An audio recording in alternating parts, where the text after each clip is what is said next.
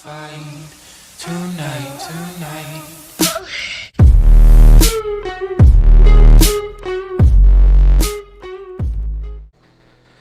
What's going on, everybody? Jade up here. Today's video is going to be on my Necro tank build. This is mainly for dungeons and pretty much it's not for anything else really. Any 4-man content, I guess. I will hopefully be running this today on the 1st in Black Rose Prison. I just got to try and find 2 more people for it, but yeah, I mean, we'll be trying this out in Black Rose Prison hopefully today. So if you guys want to check that out, the description down below will have my streaming information. It will also have the timestamps of everything as well. So we'll be looking at a character sheet, gear we're running, skills, CP, enchants, and all that stuff. I'll be going over along the way. So let's go ahead and buff up. Alright, so our recovery, we're at 1600 mag recovery, 1300 health recovery, 800 stam recovery, and then we're at 31k physical and spell resistance. We are a Nord Necromancer, so the way that our gear is set up, we have 27 into Magicka, 37 into health. That leaves us with 18k Magicka, 37k health, and then 22k stam. The Moonstone we are running is the Lord, just to kind of boost our health up. And of course we are running tri-step pots with tri-step food. The food that we're running, the best that you can absolutely run for tri-step is Bewitched Sugar Skull. Highly recommend it. The Witches Festival is coming up. A lot of people are probably going to be selling the recipe. I think you could sell it. I think you could sell the recipe last year. I can't remember. But if you can, pick it up. You won't regret it. It's really good. As far as the tri-step pots go, you can use the ones that you can make, or you can use the ones from the Crown store. The ones from the Crown, the only difference is Major Fortitude on the ones that you can make can last up to 52 seconds, while everything else is 47 seconds. That's literally pretty much the only difference. So, yeah, whatever. Just either way you want it, you can either get it, you can either make it, buy it from the guild store, or buy it from the Crown store. Totally up to you.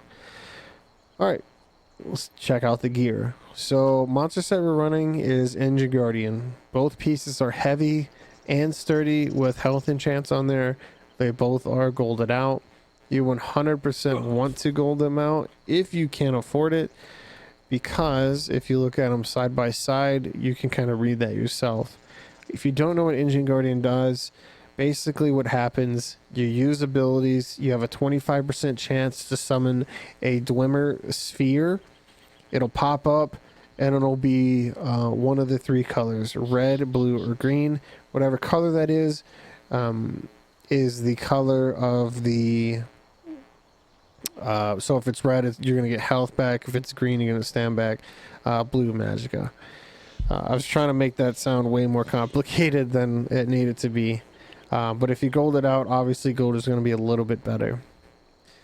So, yeah. The reason why we use Engine Guardian is because I run a lot of pug dungeons. And if you do as well, this setup really works really good. But if you run a lot of pug dungeons, or if you run with a group, they have a little bit lower DPS, or you just don't need, you really don't know what to run for monster sets. You know, Engine Guardian is a really good choice. It helps with sustain, and if your healer goes down, you're going for a res. You know, you end up hitting a few abilities. You end up getting the proc for the health, sphere. That's really good, because then you can just continue to get the res and not have to worry about healing yourself or anything like that after. So Engine Guardian is really good. The way it procs is just, it feels like every time it procs, it's exactly what you need. And as a tank, anything that you get from Engine Guardian just really helps out. So and plus a lot of times you'll get a lot of DPS just light attacking with a bow, or you'll get like mag characters come in and just heavy attack with their lightning staff. without using any other ability. So the damage is going to be ridiculously low. I don't know why people do that, but whatever. Maybe eventually they'll watch a YouTube video and learn something, but for now, Engine Guardian works really well with those types of people that you'll get. The first 5-piece set we're going to run is Automated Defense. The reason why we use Automated Defense is, well, the 5th piece set mainly. Whenever you use an ultimate ability, you and the closest 5 group members within 28 meters of you gain major Aegis for 1 second per 14 ultimate spent, reducing your damage taken from dungeon trials and arena monsters by 15%. Now, I'm not going to read the 2-piece, 3-piece, or 4-piece set because I think that's kind of just a wasted time. The 5th piece set is what really matters in a lot of builds, even DPS and healer builds. So those are the only ones I'm really going to focus on. So with that being said, the change to Major Aegis and Slayer that's coming up, this is week 1 of the PTS. So they're going to decrease Major Aegis down from 15% to 10%, and along with Slayer, which isn't a bad thing. It's not horrible. You know, losing 5% is not a big deal. The other thing that they're changing, and I cannot remember, let me see if I can find it right quick. Major Aegis, reduce the cooldown granted from 21. Okay, that's not what I'm looking for.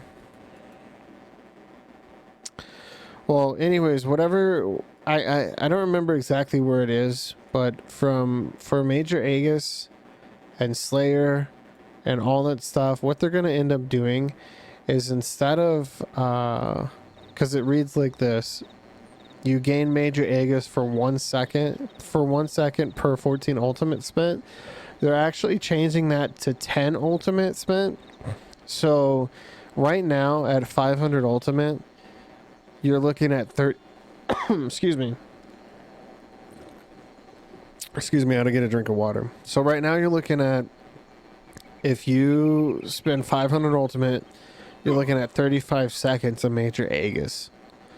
Now, the next patch, if they keep things the way they have it, which is going to be 1 second per 10 ultimate, you're going to be popping an ultimate at 500 ulti. You'll be at 50 seconds of Major Aegis.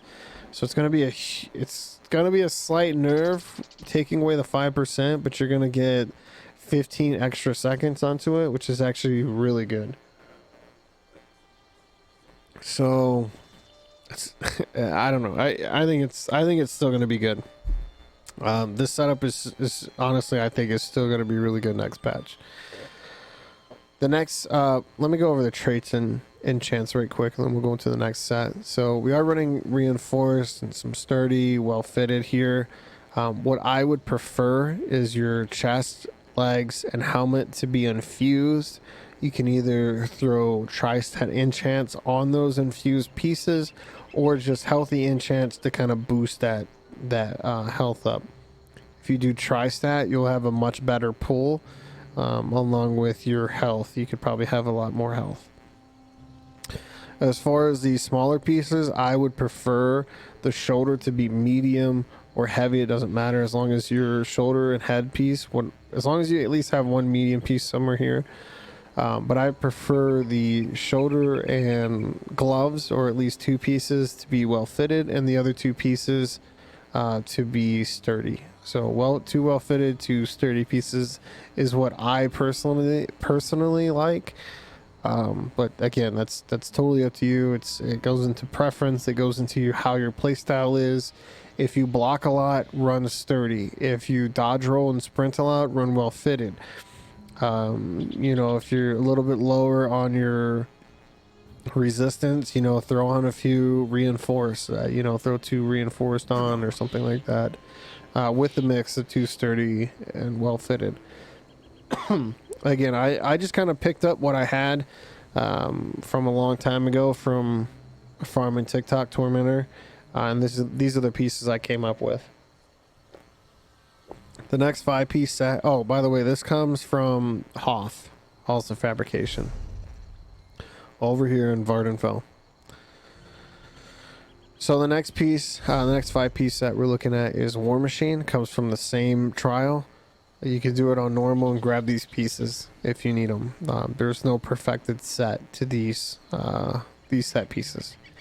So War Machine does the exact same thing as Automated Defense. The only difference is that when you use your ultimate, you give your group members and yourself Major Slayer. So you're looking at 50 seconds next patch of Major Slayer, which is almost a minute. That's a extremely long time. So in some fights, if you have really good DPS with you, you could potentially have 100% uptime on Major Slayer. So who knows? It's pretty ridiculous. But anyways, really good setup. These two complement each other really well. You give a defensive buff with your group along with a huge damage boost. You're looking at as far as the enchants and traits go, I do run it robust. Once we get 1,000 transmutes, I may start messing around and seeing how triune or infused or whatever the other ones work. But I usually like to keep everything basic. Only very few times do I change my jewelry to like infuse or something like that. So I keep everything robust. I have everything in the mag recovery. I don't hold block with this build because it's really tanky. The only time I do hold block is in certain situations. Stone Garden last boss on hard mode, I do hold block pretty much the whole time, and it doesn't hurt my stam at all that much. And plus I dodge roll quite a bit. So kind of up to you. As long as you're holding block a lot, you make sure you heavy attack whenever you can. As far as the shield goes, we're at sturdy with stamina enchant on there. The weapon we have powered. Now powered is going to buff our healing that we get here. Nirnhone will buff certain things, like if you run leeching, Nirnhone will buff leeching. The same thing with Briar's Curse. If you run Nirnhone, it'll buff those two sets to make the heal better. If you run powered and those two sets, like leeching and Briar's Curse, it won't buff that healing like you think it will. So just kind of keep that in mind. But yeah, so powered is really nice. It's just kind of the luck of the draw that I got. I wouldn't mind defensive or powered is fine, but I would prefer defensive just so I can constantly keep getting ultimate, because that's what this build is wrapped around. You could also run blood spawn here too, or whatever you want to run for most of sets. But yeah, powered's good here. Defensive, defending, whatever you want to run. As far as enchants go, I like to keep the stam absorb on there, because there are certain situations, which are a lot of times, where the healer will never throw shards, never throw orbs, or the DPS won't even throw orbs. So you're looking at trying to maintain your stamina and your magicka and your health, because the healer is probably a DPS not doing anything anyways. So that's you kind of got to help out yourself. As far as the staff goes, I do have an ice staff that I've been running, just mainly because I don't have a lightning staff, and I haven't changed the ice staff to infused yet, mainly because I just don't want to. What I would change it to would be like infused, and then throw like a crusher or weakening enchant on there. But again, transmutes are only 200, so we just gotta wait a little bit longer for that shit to get raised up to 1,000, and then I'll start changing stuff. So that's the gear. Let's look at the skills now. If you're looking at the skills here, this is a setup I run for every single boss fight that I come in contact with, especially, well, for DLCs. If you're looking at non-DLCs, I probably will take this off and run something like this. And don't worry, we'll go over to the skills and why we run these skills. So if you run any of these skills and any of these trees, you want to unlock all the passives. So Gravelord, you can unlock all the passives, sure. Same thing with Bone Tyrant and Living Death, the Sword and Board, Destro, medium armor. If you do end up having one medium on, you can definitely put your points into these 3 points. Put your points into here as well to increase your movement speed, that somebody had mentioned in chat earlier, in my stream chat a long time ago. Obviously, if you're running heavy armor, put points into here. I didn't think I would have to say this, but there was somebody who asked me in stream the other day about this. Basically, if you put points into a tree, you want to put points into the passives. We'll just leave it like that. So let's go ahead and look at the skills. Pierce armor. Next patch, pierce armor is changing. As of now, for week 2 of the PTS, major fracture, major breach, they're taking away major fracture and combining it with major breach. So now major fracture and major breach are going to be combined into one major buff, which is going to be major breach. So it'll read something like this.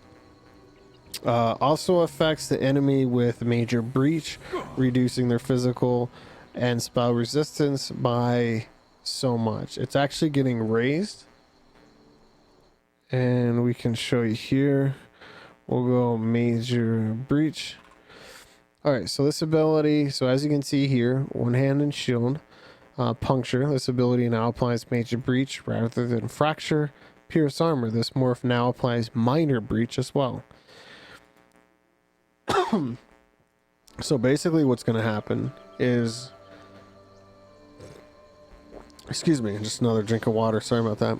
So what's going to happen is pierce armor is going to apply major breach and major breach and minor breach. And it's going to be pretty interesting. Let's go up here. So as you can see, major breach increases to 5948, which is huge. And major breach now affects both physical and spell resistance equally. Where's the other thing to it? I actually can't remember where the other part to it is, but those two are going to be affected. So you're looking at what is it, 50, what was it again, 59? Jesus, I can't remember now. So you're looking at 59 plus the minor breach that you're gonna get. Where's the minor breach? Whatever, anyways, the minor breach, there it is, 29. So you're looking at 800 or 8k just in itself from just pierce armor. So that's going to help lower that resistance quite a bit. So you definitely want to try and run pierce armor with this build for sure. Hungry Scythe, this is your spammable heal. As long as you have an enemy to hit, you're going to be healed quite a bit. I've seen this tick as high as up to 12k. So again, the more enemies you hit, the higher your hot's going to be. For trash, I run Necrotic Potency, and the reason why is just because it gives you ultimate back, and plus while you have it on, the damage you take is reduced by 3%, so it's actually really, really good. For boss fights, you could potentially keep this on and then take off Silver Leash here and then put on Mortal Coil, which we'll get into a little later. If you're on boss fights, what I tend to do is put on the Mortal Coil, and what the Mortal Coil does is while you slotted, the healing done is increased by 3%, so it's going to increase your healing done by just that much more, which is really nice. So again, it's totally up to you if you want to do something like this for boss fights. Literally up to you, but for the most part I run this for all boss fights and don't have an issue. As long as you have the Spirit Guardian, the Mortal Coil up, and you're able to hit an enemy with the Scythe, you're good to go. Which brings us into our next one, which is Spirit Guardian. 100% use this one as a tank. The main reason is while it's active, 10% of the damage you take is transferred to the Spirit Guardian. So 10% of all damage that you're taking is going to this bad boy. The next one we're looking at is Heroic Slash. Main reason why you're using this is to actually minor maim and minor heroism. So for 12 seconds, you're going to gain one ultimate every 1.5 seconds. It's really good. It really complements the build really well. Along with Mortal Coil as well. Where's the... here it is. Corpse consumption. When you use an ability on a corpse, you generate 10 ultimate. This happens every 16 seconds. So when your Spirit Guardian goes down after the 16 seconds, boom, hit your Mortal Coil, you'll get 10 ultimate on top of getting one ultimate every 1.5 seconds. Works really well. The ultimate we're using is Colossus. The main reason why is because when you're running in Pug dungeons, you have shit DPS, so you want to increase their damage as much as possible. And lowering the, increasing their damage could be to add major vulnerability. Major vulnerability is actually getting changed next patch as well. So this is actually going to help a lot of groups. I believe it read something like there's going to be no downtime on major vulnerability. I'll have to reread it. But regardless, I think major vulnerability is better than Warhorn in a 4-man content if they're using Destra ultis or some type of ultis. You can pop a Colossus, they pop their Destra ultis, whatever, and it does a really good burn. Back bar, we're running Inner Rage. That's just our range taunt. Balance, we're using balance, and the only reason why is because major resolve lasts for 30 seconds, and plus we get Magicka back. It's just a really good way to get mag back. Excuse me. Blockade, we're using blockade just to kind of keep that enchant going. The ice staff kind of slows them down, so that's kind of nice. But personally, I would like a lightning staff and just haven't got one yet to set the enemies off balance. Ice staff is good too if you want to use that. Agony totem, I've messed around with agony totem and empowering grass a lot. Empowering grass is really good if you have a set group and they stand in certain spots, like directly behind the boss or directly behind the ads, or at least in your line of sight. It works really good there. If they're not and they're constantly spread out, 100% don't even use empowering grass, because you're just going to be wasting so much magic at trying to buff your group with empowering. It's just a waste. Agony totem is really good because you can set this down, CC or fear a lot of enemies. You and your group gain minor protection while you're inside the agony totem. And plus, if they activate the synergy, it gives every enemy in there minor vulnerability, so they'll be taking more damage. So it works really well. Silver Leash is your chain pull. I have messed with bone armor, the morph of that. I just don't like it personally. It's too slow. I like to pull in ads very quickly. As far as the back ulti, I like doing renewing animation, because when you resurrect your allies, you get Magicka and stand back for however many people you res, and when that's 3 people, that's quite a bit. Alright, let's go ahead and look at CP. We'll start with green and go around. I have 19 in the sprinter, but again, okay, so let's talk about CP. CP is totally up to you.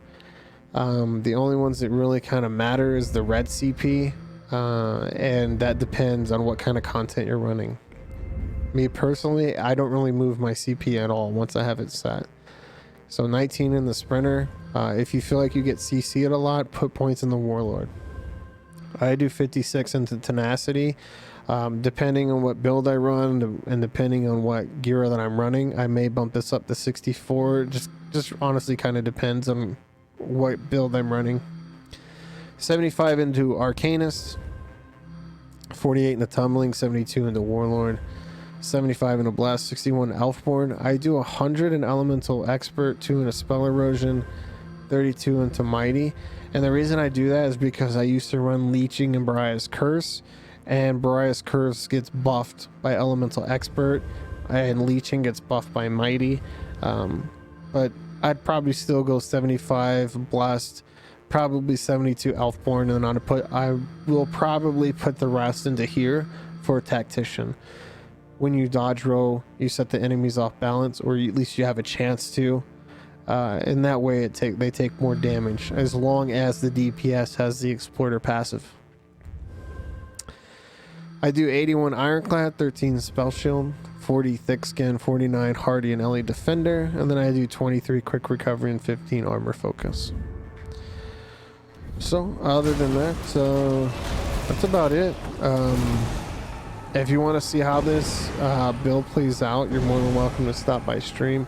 I literally only play Necro Tank for the most part now in dungeons, just because it's a lot more fun. But yeah, it's a really fun build, really easy to use. Hopefully this helps you guys out in some way, shape, or form. You guys have a good one. Thanks for watching. We'll see you in the next video.